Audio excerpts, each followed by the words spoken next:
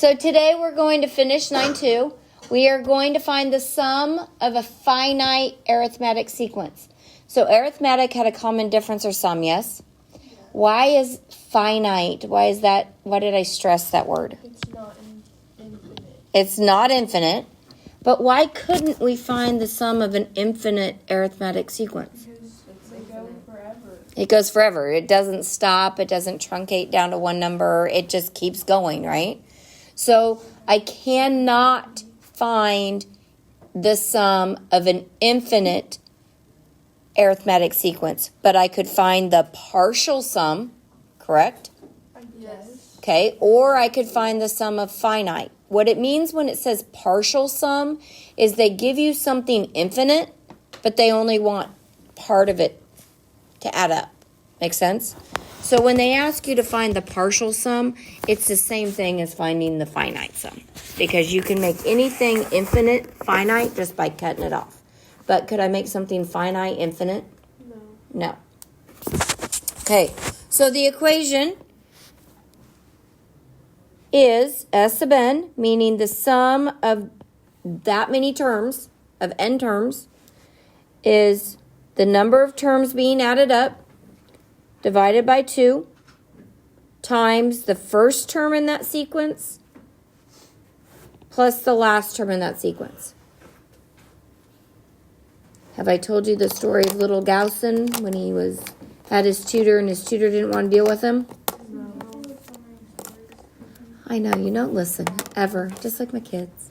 Okay, he didn't want to deal with him that day. That's back when you had a tutor, right? You didn't go to school, you had a tutor. And he said, go add up the digits from 1 to 100, just go. And he was little, like we're talking second grade age. And he started writing 1, 2, 3. And then he's like, I don't want to do all this stuff. And he's like, 100, 99, 98. And, mathematicians are efficiently lazy. We don't want to do anything more than we have to do. And he's looking at it, and he's like, this is 101. And what's this? 101. What's this? So he's like, aren't they all going to pair up to be 101? How many pairs are there between 1 and 100? 50. There's 50. So he's like, well, isn't it just 50 times 101? So that was... And he came back, and his tutor was mad. Okay, let's try this. Okay, how many digits are between 1 and 100? 100. 100. Wasn't a trick question. So I'm going to fill it into here. So that's 100 divided by 2. What's the first digit? 1. What's the last digit? So 50 times 101. Now, That's crazy. he didn't coin it, but that's the first time that it's recorded that it was used. I think he is the one who came up with it. I have to look at that. I have to go back in my history book. Okay. It's, yeah. But if you think about it, just think, he didn't come up with this formula. He didn't come up with that formula that in second grade. He came up with, I'm just pairing this up. He came up with the idea that if you pair up numbers, but that wasn't the formula. They had to go through and say, okay, all of these numbers have to be the equal distance apart, right? So you have to have more than just some random numbers. It doesn't work for that. So if I find the sum of 1, 3, 5, 7, 9, 11, 13, 15, 17, 19, I could just add them up, yes? But all of those are how far apart from each other? 2. So it's arithmetic, isn't it? Mm-hmm. Okay. So it's not a sequence anymore. It's a series because I put addition in it. That's it. Sequence, series. Series is just, we're going to add or subtract them. So how many terms do we have there? 10? 2, 4, 6, 8, 10. So S sub 10. And the equation you probably should write every time you use it because I'm not going to give it to you on the test. So do you remember what it is? A of n equals A1 plus... N over 2. Oh, she's giving me yesterday's.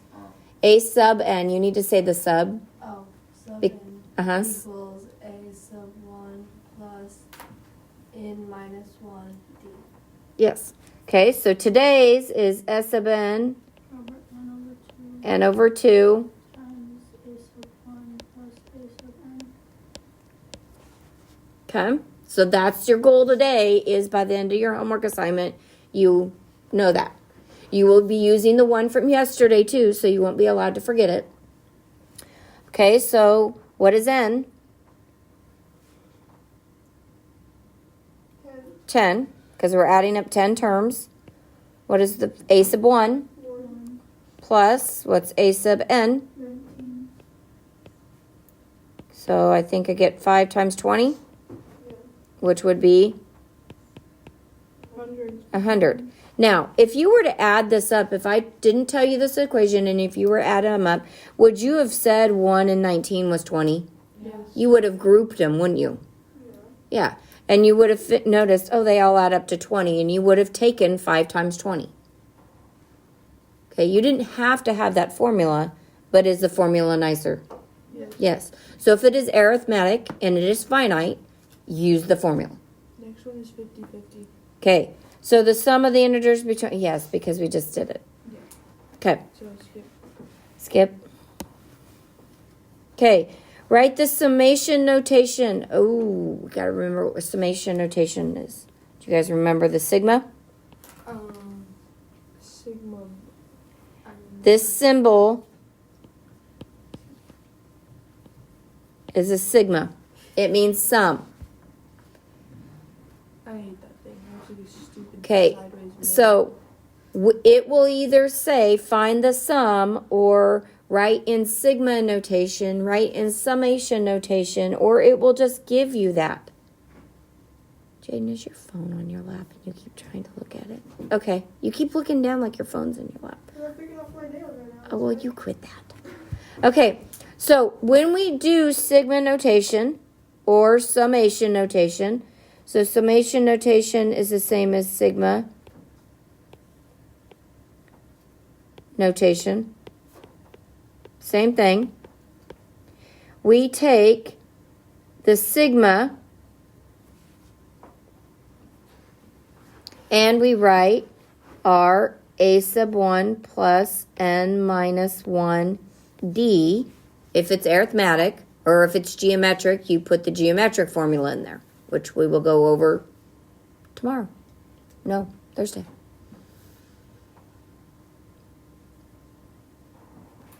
We also have to have, I can't believe there's not a slide that explains this. We also have to say where we start. So the variable we're using is n, and we're going to start at 1, and we're going to go to, well, what's this one say? 50. Or I'm going to put x for upper limit. So this is an upper limit. And 1 is your lower limit. Now, I will tell you, I put these things above and below, yes? Some books will not do that. Some formatting will not do that. Mine on the computer tells me it's going to do it that way. And every time I do it, it does it like this. Is it the same thing? No. Yes. Yes. It looks gross. I don't like it that way, and I can't fix it, and I don't know why. Okay, so when I write it, it will be directly above and below. I just feel like I skipped a slide. Nope, I did not. So we learned to. Okay, so we need to find our definition. That's the first thing we need to do, right there. So, a sub n equals a sub 1, negative 6, plus n minus 1 times d. No. Oh. Negative 6, negative 2, 2, 6, 4. Okay, so our definition would be what? 4n minus 10?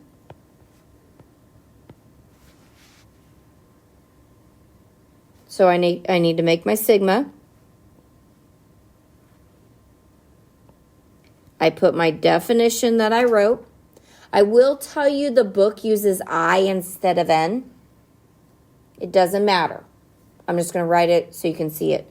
So they would say 4I minus 10. So our limit is I equals 1, because that's where we're starting, to 50. Now, what that actually means to do, it means to plug in the numbers from 1 to 50 and add them up. So if I plug in 1, I get -6, yes? If I plug in 2, I get -2. I plug in 3, I get +2. And I have to do all of that until I can plug in 50. And when I plug in 50, I get 200 minus 10 is 190. And I would add them all up. Do you want to plug in all those and add them all up? No. So that's why we're going to use S sub n equals what? N over 2 of A base 1 plus A base n. A sub 1 plus A sub n. Why can't I say base? Because it's not. Will it always equal 1? It could equal something else. When you write them yourself, they will always equal 1. Will it tell you? Yes. If it's something else, if it's a 0, that means you plug in 0 to whatever. If it's 6, you start at where? 6 to whatever. Okay? So I'm going to show you a little bit with that. Okay. So in this formula, I need n. And remember, n was the number of things I'm adding, right? So the number of things I'm adding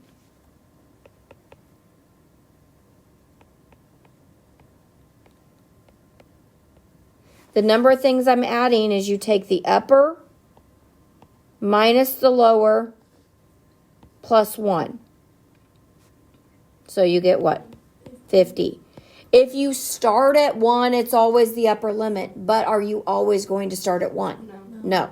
Okay, so n equals the upper minus the lower, up minus low plus 1. Every time. Because what happens if I ask you between 4 and 6, okay, if I go 4 to 6, how many numbers would you say that is? 2. But it's not, because you plug in 4, 5, and 6. When you say 2, you're taking 6 minus 4. You're counting the spaces in between the numbers. Does that make sense, what I'm saying? Okay, so we're going to plug it in. So n is what? 50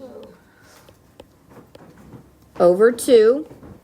A sub 1 is always found by plugging in the lower limit.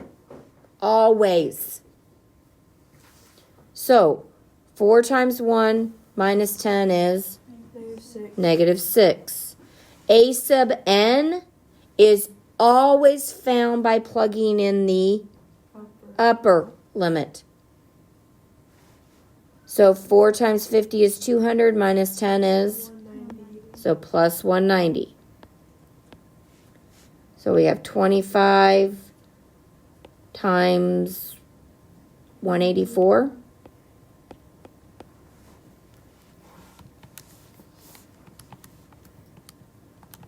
And I just don't want to work at it right now.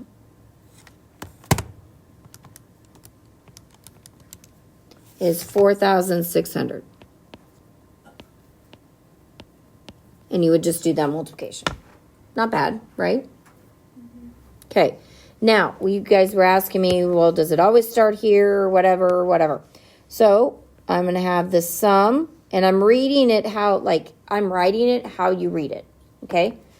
From I equals 7 to 103. Of 3 3a or 3i plus 7.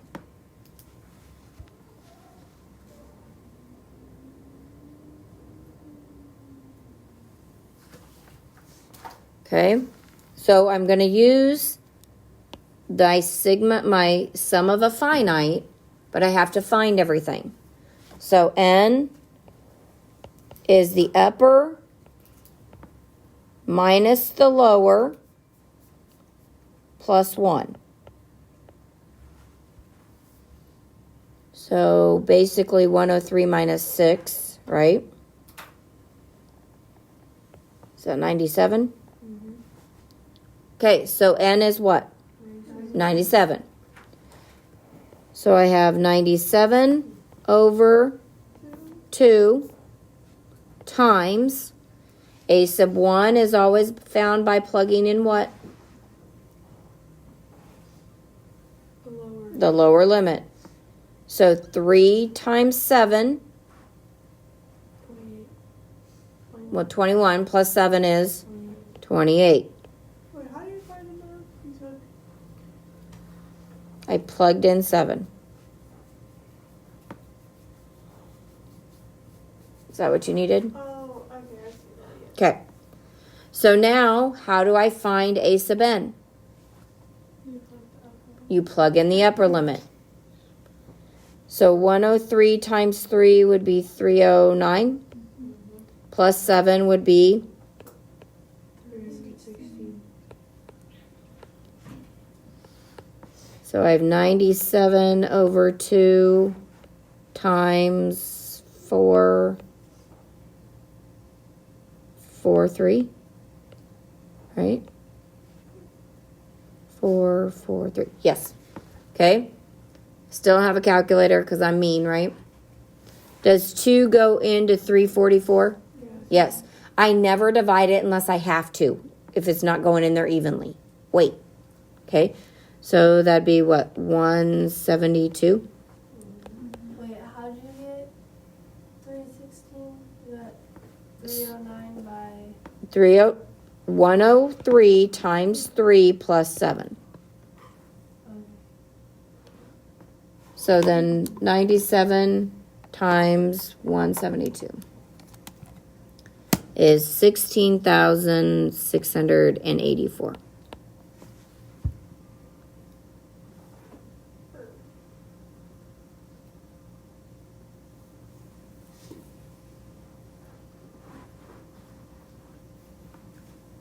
Okay? That makes sense? Okay, are we supposed to write I now? No, you can, I'm just writing I because you can write I, you can write N. Next one I'll write N. It doesn't matter. This, your index has to match the variable in your equation. Don't use X. Got it? I, N, J, K, L. N-N-O-P-Q-R-S. Don't use X. Okay, write the sigma notation and find the indicated partial sum. Okay, so the first thing I need to do is find the what? Lower.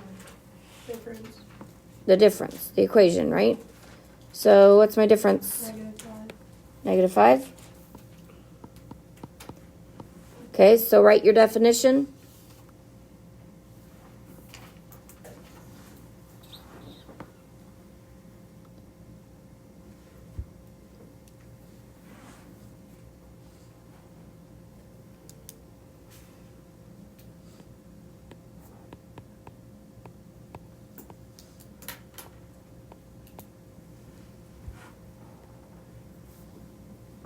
Did you guys get 80 minus 5n? No, I'm not doing it. Oh, sorry. Tried to wait. I didn't wait long enough, did I?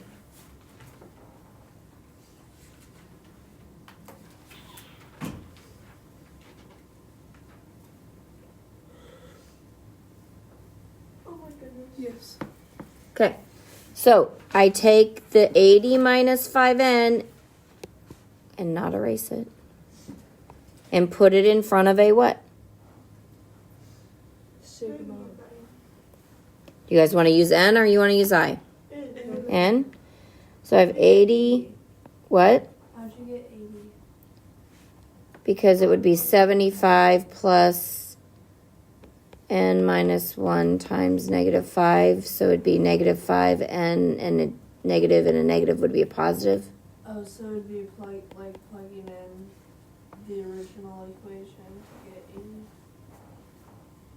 Yeah, the first equation. The definition, the formula, the equation, yes. Okay, so 80 minus 5n. And we're starting where? Nope, we're starting at 1. And we're going to 25. Now, again, the book will start other places. But when you write your own definition, you typically do not start anywhere but 1. Sometimes you start at 0 if people want to make it look nicer, but it's typically 1. Okay, so now I'm going to use what equation to find the sum? S sub n equals? N divided by 2, and then A sub 1 plus A sub 1. Okay, so when I start at 1, my n is always my upper, right? Because 25 minus 1 plus 1 is 25. So 25 over 2. How do I find a sub n, or a sub 1? Plug in 1. Now this one has the list, right? Yeah. But I want to practice. So if I plug in 1, I get 80 minus 5, which is 75. Here, I'll actually do that so you guys can see it for your notes. Okay, how do I find a sub n? So a sub n is 80 minus 5 times 25. So 80 minus 125.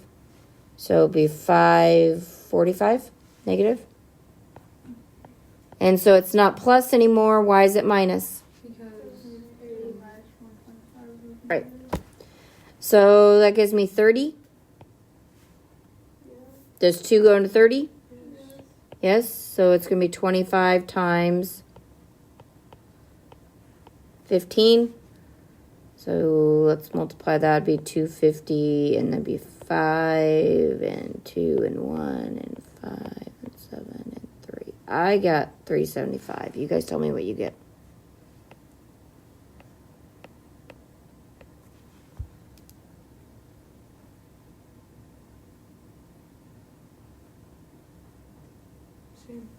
Okay. Is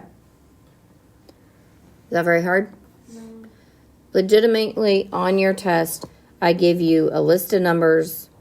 I tell you to write me the definition. I tell you to write me in sigma notation. And I tell you to find me a partial sum. That's it. It's not. As long as you practice it. If you don't practice it, is it going to be impossible? Well, I wrote the one equation last night so much that I remembered it. Good. Famous. Imagine that. I know how to remember something. Okay. Find an indicated partial sum of the arithmetic sequence. If they do not give you a list of numbers, they have to tell you it's arithmetic because there's different equations. Okay?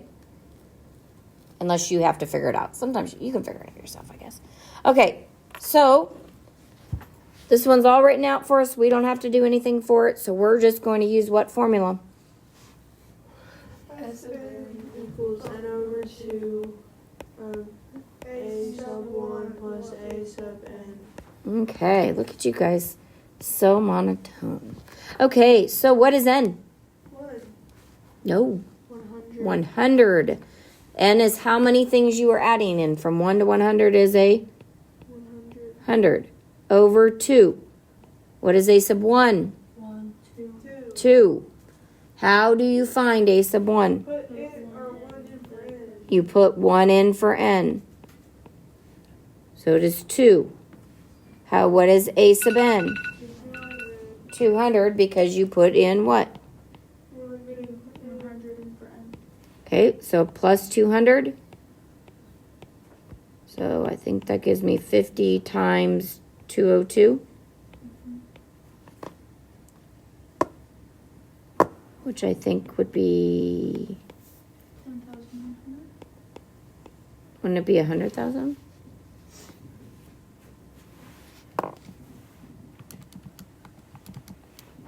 Nope, you're right. I'm wrong. I carried one too many. Sorry. Okay, not too bad, right? Oh, look at the next one. What's N? Nope. No, 51 is what. I'm gonna have to do my 100 minus 51 plus 1, aren't I? Yeah. Okay, so 51 plus 1, that'd be 50, right?